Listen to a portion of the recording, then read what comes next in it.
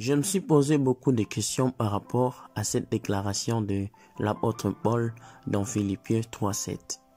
Mais ces choses qui étaient pour moi de gain, je les ai regardées comme une perte à cause de Christ. Est-ce que cela vous est déjà arrivé de vous poser cette question? Moi, oui. Vous savez, chaque phrase, déclaration et affirmation qui est faite dans la Bible n'est pas le fruit du hasard.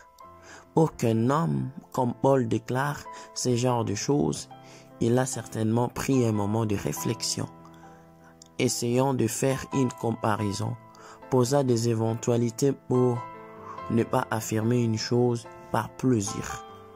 L'apôtre Paul, quand il jouait encore le rôle de Saul, était un homme accompli. Premièrement, il était intelligent. Mais au-delà de cela, dans l'environnement judaïque, il avait un certain poids, car il était rabbin.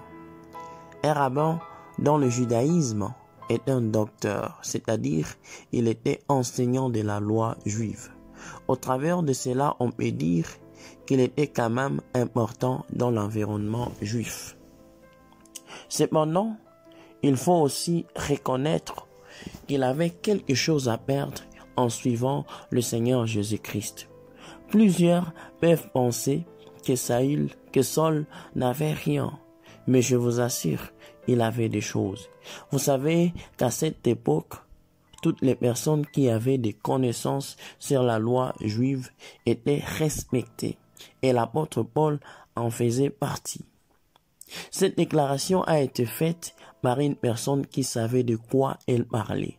À cause de Christ, je peux vous rassurer que cette déclaration est le résultat d'une comparaison de deux vies, l'ancienne vie des rabbins et la nouvelle vie de l'apôtre du Seigneur. Je suis sûr que l'apôtre Paul a essayé de comparer ces deux vies avant de dire quoi que ce soit.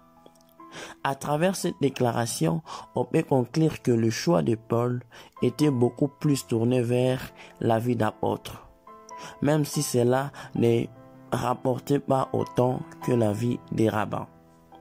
J'aimerais parler en ces termes à une personne. Une vraie vie chrétienne t'amènera toujours à voir tout ce que tu prends pour idole comme étant de la boue. Toi qui continues à comparer ton argent, ton téléphone, ta femme et la gloire comme référence, sache que tu n'as pas encore trouvé le Christ de la Bible. Une personne qui voit les choses de cette façon ne fera jamais l'impossible pour gagner dans la vie. Que le Seigneur nous bénisse abondamment.